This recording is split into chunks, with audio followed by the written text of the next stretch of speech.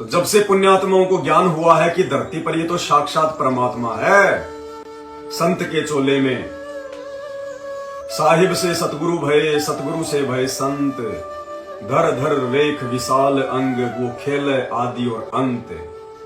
तुम साहिब तुम संत हो, तुम सतगुरु तुम हंस, और गरीब दास तेरे रूप बिना और न दूजा अंश।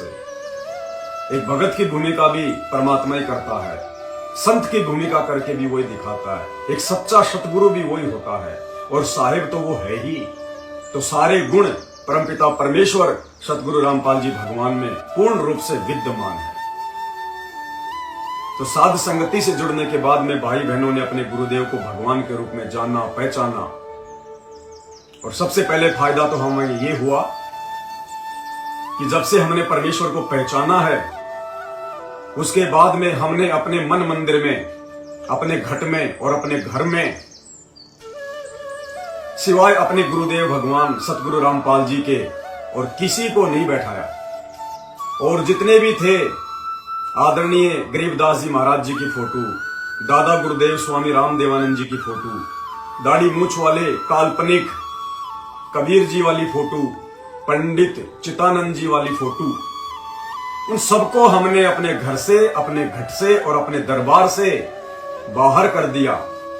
हमें उनकी वाणियों से मतलब है, हमें उनकी शिक्षाओं से मतलब है, हमें उनके चेहरे से मतलब नहीं है, हमें उन फोटोओं से मतलब नहीं है। ये पतिव्रता पद की भक्ति है। पतिव्रता जमीन पर ज्यों ज्यों धर है पाव, समर्थ झाड़ू देत है ना काटा लग जाए। जिस दिन हम पतिव्रता पद पे आ जाएंगे, पतिव्रता पद का मतलब एक पति परमेश्वर की भक्ति, एक पति परमेश्वर की पूजा, एक पति परमेश्वर को दंडवत, एक पति परमेश्वर को समर्पण, दूसरे को नहीं। आन खसम नहीं बनाने, एक खसम, आत्मा का खसम, एक खसम। आत्मा एक तो परमात्मा भी एक। अब चाहे आप अपने गुरु को बना लो या चाहे उन फोटोओं को बना लो, तो ज्ञान आधार से हम सत्सेवकों ने अपने गुरुदेव भगवान को ही अपना खसम बना लिया। वो है भी खसम, सबका खसम है। देवी देवताओं से लेके ब्रह्मा विष्णु महेश दुर्गा काल परब्रह्म, सभी जीवात्माओं का एक ही खसम, यानी स्वामी मालिक एक ही है, कबीर देव। और आज वो कबीर देव साक्षात संत रामपाल जी के रूप में अपने तेज पुंज वाले नूरी शरीर को हल्का करके आप और हम सब के सामने प्रकट हैं, विद्यमान है। विश्व का सौभाग्य। तो कौन पीछे हटेगा ऐसे भगवान की पहचान होने के बाद उनकी सेवाओं से। और सभी आत्माओं ने ज्ञान को आधार बना के उनकी गैर हाजिरी में अपने घर को ही आश्रम बना लिया, घर को ही। क्योंकि भगवान कोई पशु नहीं है जो आश्रम में ही मिलेगा, किसी ने बांध के रखा हुआ, जो मंदिर में मिलेगा, मस्जिद में मिलेगा, चर्च में मिलेगा या गुरुद्वारे में मिलेगा। अगर आप उसकी शरण में है, उसके वचन में रह के भक्ति कर रहे हैं, मर्यादाओं में हैं, गुरु को भगवान मानते हैं, तो भगवान आपके पास में है। मोको कहां ढूंढे रे बंदे, मैं तो तेरे पास में। घट ही में गंगा, घट ही में जमुना, घट ही में है जगदीश, सतगुरु तारेंगे। घट का मतलब जब आप अपने गुरुदेव की शिक्षाओं पे चलना शुरू कर दोगे, गुरु को ही अपना बाप मान लोगे, जिसने ना विनाशी का नाप लिया, उसने जान अजप्पा जाप लिया। वो हाथ आपना रख दे सिर पर, जिसने मान गुरु को बाप लिया। जब तक आप अपने गुरु को ही अपना बाप नहीं मानोगे, अपना स्वामी, अपना खसम, अपना परमेश्वर परमात्मा भगवान इष्ट नहीं मानोगे, तब तक आप जी वैश्या भक्ति कर रहे हैं, व्यभिचारणी भक्ति कर रहे हैं। आप पतिव्रता पद पे नहीं हैं। आपके साथ कभी भी कुछ भी अनिष्ट और अप्रिय घटना घटित हो सकती है। तो सभी सत्सेवक भाई बहनों ने साथ संगति से जुड़ के उन फर्जी आश्रमों में, जो आश्रम गुरुदेव भगवान के कलयुगी परिवार ने अपने धार्मिक धंधे के लिए, पेट पोषण के लिए जगह जगह खोल रखे हैं, पाठ के नाम पे लोगों से पैसे वसूलते रहते हैं, ड्रामे करते रहते हैं, दुनिया को बुलाते रहते हैं, राजनेताओं को बुलाते रहते हैं। हमने उन आश्रमों में धक्के खाना छोड़ दिया, क्योंकि गुरुदेव ने कह दिया कि आपका घर ही आपका आश्रम है। और जिस दिन हमारे गुरुदेव भगवान आएंगे, उस दिन वो जहां भी जाएंगे, हम उनके कुत्ते, उनके सेवक, उनके मजदूर, उनके दास दासियां दौड़े दौड़े चले जाएंगे। लेकिन जब तक गुरुदेव भगवान हिसार जेल में बैठे हुए हैं, तब तक हमारा घर ही हमारा आश्रम है।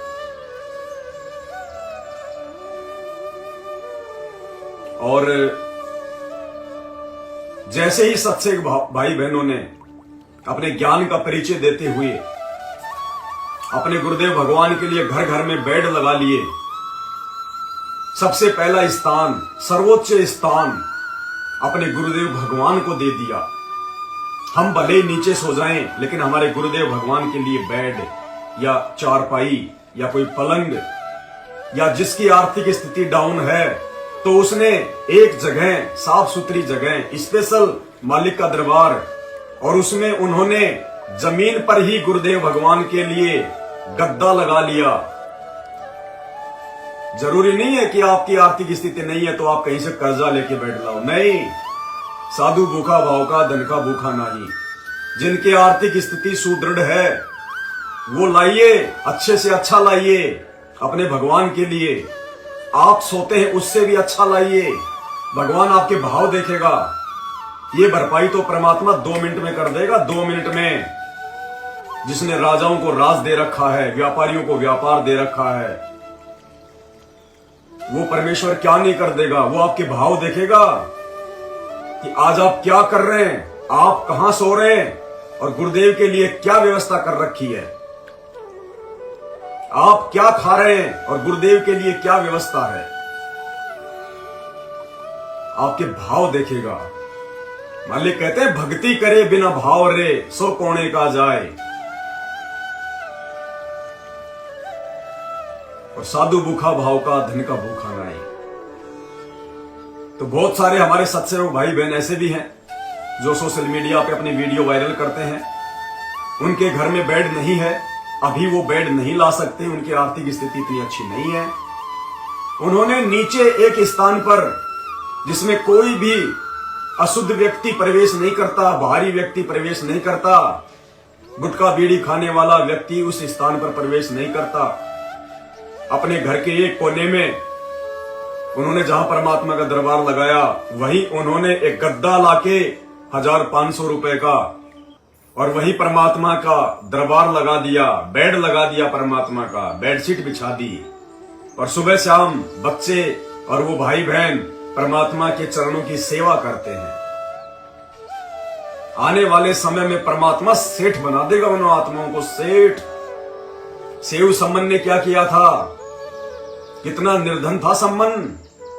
गुरुदेव भगवान के खाने के लिए घर में दाने नहीं थे, आटा नहीं था, चोरी करने चला गया, और ऐसी उसने कुर्बानी दे दी। उसी जन्म में परमात्मा ने उसको दिल्ली का 1 नंबर का सेठ बना दिया, सम्मन सेठ। अगले जन्म में 9 शेरवा का बादशाह बना दिया, 80 गंज खजाने। उससे अगले जन्म में अब्राहिम सुल्तान बना दिया, बलक बुखारे का बादशाह। 18 लाख घोड़े, 10,000 या 16,000 रानियां। इंद्र भी शर्मा जाता था उसके ठाट बाट को देख के। गुरु सेवा के कारण, गुरु सेवा में फल सर्वस आवे, गुरु विमुख नर पार न पावे। गुरु वचन निश्चय कर जाने, पूरे गुरु की सेवा ठाने। हरि सेवा युग 4 है, गुरु सेवा पल 1। और तासु पटंतर ना तुले, भक्तों ने किया विवेक।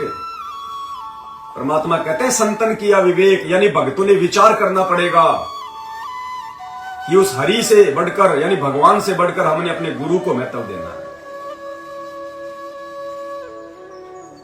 तो जब से घर घर बेड लगे हैं परमात्मा के, घर घर को ही बंदी छोड़ के बच्चों ने, हमारे भाई बहनों ने घर घर को आश्रम बना लिया।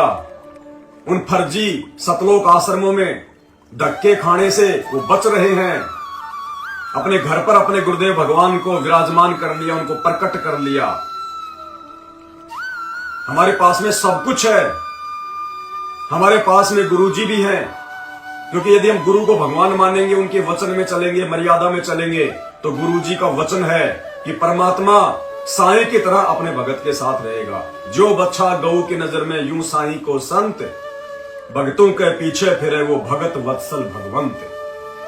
तो गुरुदेव भगवान हमारे साथ में, गुरुदेव भगवान का ज्ञान हमारे साथ में, उनके सत्संग हमारे पास, उनकी आरती हमारे पास, उनका मंत्र हमारे पास, उनकी नियम मर्यादा हमारे पास।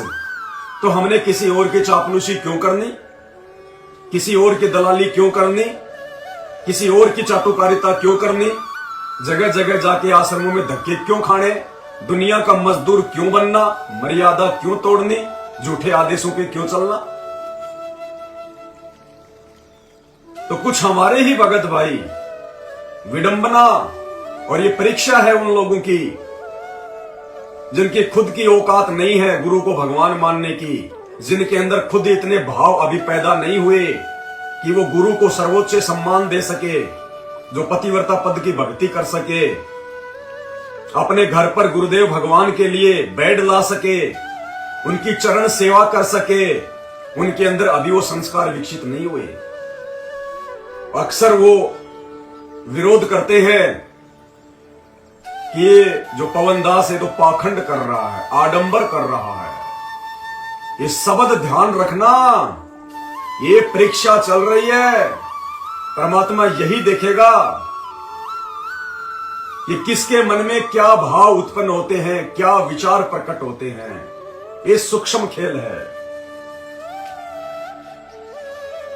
कहते कोई कहे जग जो नार करी, कोई कहे महोछारे, और बड़े बड़ाई किया करे गाड़ी काढ़े ओछारे। ये ओछे भक्तों के लक्षण है, जिनकी बुद्धि का स्तर कमजोर है। ये उन लोगों का ऐसे विचार होते हैं। अरे मूर्ख नंदन, इस बेड पे और कोई नहीं सोता। जिन जिन सत्सेवक भाई बहनों के घरों में परमात्मा के बेड लगे हैं, उन बेडों पे हम नहीं सोते। ये गुरुदेव भगवान के लिए रिजर्व है। और आएंगे परमात्मा एक दिन, जो जो अपने घरों पर बेड लगाएंगे आएंगे। वो अनंत कोटि कलाओं का स्वामी है, पूरे ब्रह्मांड का नायक है। वो अनंत रूप बना सकता है। आज वो यही देख रहा है कि मुझे किन किन आत्माओं ने परमात्मा माना है, भगवान माना है। तो आएगा एक दिन, सबको सेवा देगा। ये परीक्षा का समय है। हमने अपने घर पर अपने गुरुदेव भगवान के लिए, अपने इष्ट के लिए बेड लगा लिए, तो आडंबर, पाखंड और उन फर्जी सतलोक आश्रमों में राजनेताओं को सोफों पे बैठाया जाता है, महंगी महंगी चेयर पे बैठाया जाता है, एसी के कमरों में बैठाया जाता है। वो पाखंड नहीं, वो शतभक्ति हो गई। तुम्हारी बुद्धि घास करने चली गई, घास करने।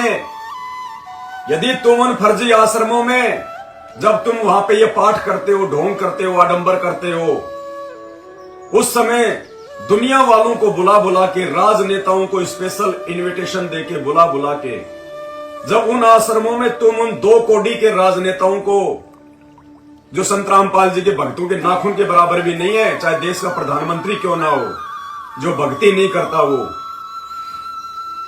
तुम उन 2 कोड़ी के राजनेताओं को, विधायकों को, एमएलए को उन आश्रमों में बुला के अच्छे अच्छे महंगे महंगे सोफों पे बैठाते हो।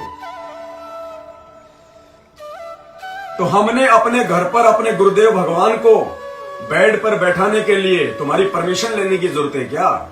तुम कौन होते हो हमें परमिशन देने वाले? कौन हो तुम? हम तो पता नहीं क्या कर दें अपने गुरुदेव भगवान के लिए। बेड ले आए तो पेट में दर्द हो गया, घड़ी ले आए लाखों रुपए की तो पेट में दर्द हो गया, 1.25 लाख का बेड आ गया तो पेट में दर्द हो गया, 45,000 रुपए का गद्दा आ गया तो पेट में दर्द हो गया, 22,000 रुपए का परमात्मा का जो है चश्मा आ गया तो पेट में दर्द हो गया। अरे हम तो अपने भगवान के लिए आने वाले समय में हीरे मोतियों से जड़ा हुआ जहाज भी लेके आएंगे। हीरे मोतियों से जड़ा हुआ जहाज। जब ये छोटे मोटे देवी देवता कौस्तुभ मणि से जड़े हुए विमानों में चलते हैं, जो गुरुदेव भगवान के पैर के नाखून के बराबर नहीं है, उस भगवान के लिए तो ना जाने हम क्या कर दें और करेंगे आने वाले समय में। अपने गुरुदेव भगवान के लिए हीरे मोती जड़े जहाज भी लाएंगे, अपनी पलकों पे रखेंगे अपने गुरुदेव भगवान को, अपने परमात्मा को, अपने बाप को। आप लोगों से पूछने की जरूरत नहीं है तुम कौन होते हो हमारे को परमिशन देने वाले। राजनेताओं के तुम तलवे चाटने वालों, दुनिया की चाटुकारिता करने वालों, भगत समाज को धर्म के नाम पे लूटने वालों, हमें तुम्हारे से परमिशन की जरूरत है?